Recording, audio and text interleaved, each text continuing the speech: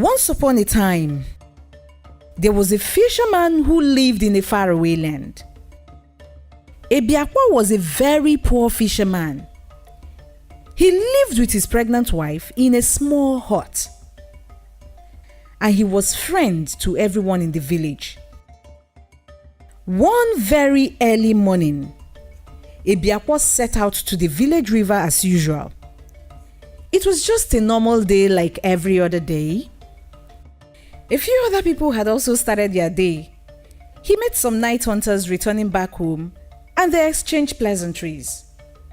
When he got to the river, he saw some other fishermen who had also come to check their traps as well. He went straight to his own trap, hoping and praying for a big catch. But unfortunately, that was not the case. He was disappointed to see a very little fish caught in his trap. It's one of those days, he sighed. He took the fish out of the trap and battled with the thought of letting it back into the river or going home with it. It was just a very tiny, beautiful fish. What could I possibly do with this? He asked himself. But then again he thought, let me appreciate this little, that God may bless me with bigger catch tomorrow. Ebiakwa kept the fish in his fishing basket and walked to his canoe. The other fishermen were complaining about not catching anything at all. It seems all the fish have gone on a trip, one of them said. After casting his net a few times without catching anything, Ebiakwa decided to go home. Just a few steps away from the riverbank, he heard a voice. Please put me back into the river, good man. Do not take me home with you. Spare me, and I will grant you as many wishes as you would have. He looked around and didn't see anyone. He tried to move again, and that voice came again, louder this time.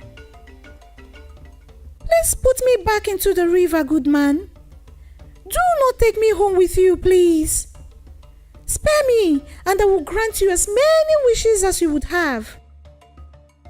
And then it dawned on him. It was the fish. He looked into his basket and watched as he continued. I am a princess fish. We came to this part of the river for a royal meeting, and that is why the other fish had to move to the other part of the river. Please, let me go, and I will grant you whatever you ask. Ebiakwa thought for a while and said, I have no wishes. I live with my pregnant wife and we are fine as we are. But I will let you go because you asked. The princess fish was very happy. Thank you so much, good man. I won't forget this favor. Whenever you need anything, please come back here at the same time any day and call me out. I'll be here to grant your wishes, as many as you have, she said as she disappeared into the river.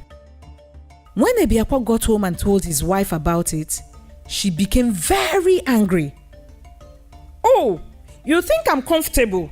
What sort of house is this we live in? Because I haven't been complaining? Go back and tell the princess fish that we need a big house, or I will leave your house and never return. The next day, Ebiakwa went back to the river at the exact time the princess fish had told him. Princess fish, he called. I have come to make a wish. My wife has asked that I wish for a big house. Oh, good man, the princess fish replied. Your wish has been granted. Go back home and you will see your wife in your beautiful big house. And do come back whenever you need anything else. Ebiakwa hurried back home and saw his wife in a beautiful big house. They were happy all day. The next day, the wife said, My husband, such a big house as ours should have very big and expensive things in it.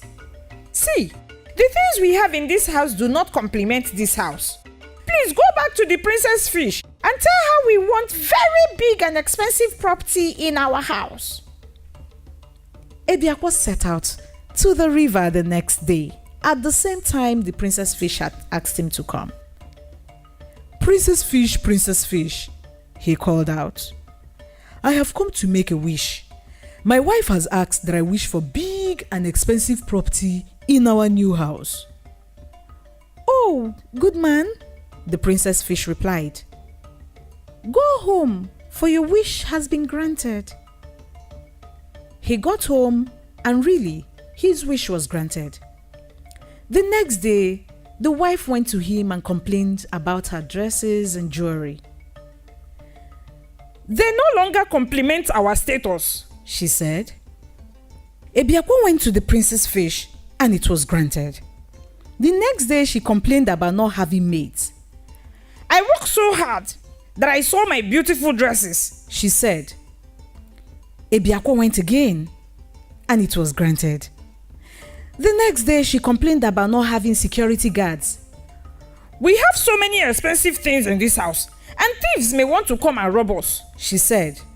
Again, the princess fish granted this wish. The next day, she complained that the guards were too thin and had tiny legs. What can these ones possibly do? Go and wish for very strong and hefty guards, she said. Yet again, it was granted. It went on and on. She asked for practically everything. And then one day, she went to her husband. Now that we have everything, and we are richer than everybody in this village, including the king, go to the princess fish and tell her that you deserve to be the king, and I, your queen.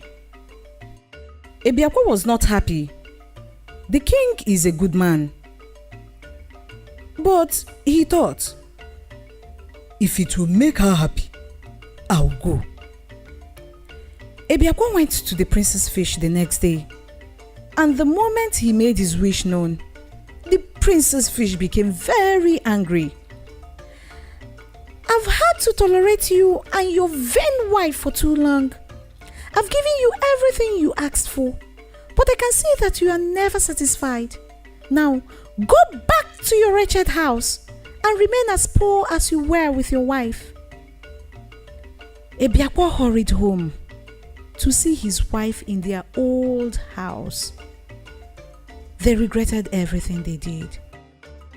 I should never have been too vain, the wife cried.